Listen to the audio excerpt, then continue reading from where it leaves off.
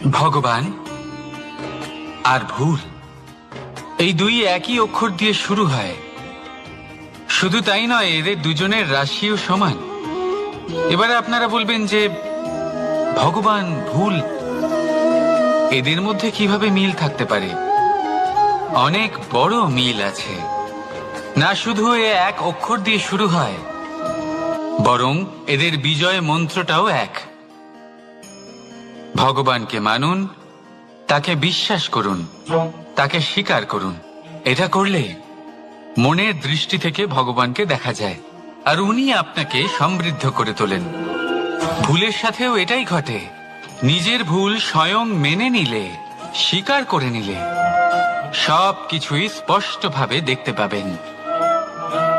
যেদিন থেকে আপনি নিজের ভুল মেনে নিতে শিখবেন, সেদিন থেকে সেই ভুল শোধরানোর প্রক্রিয়াও শুরু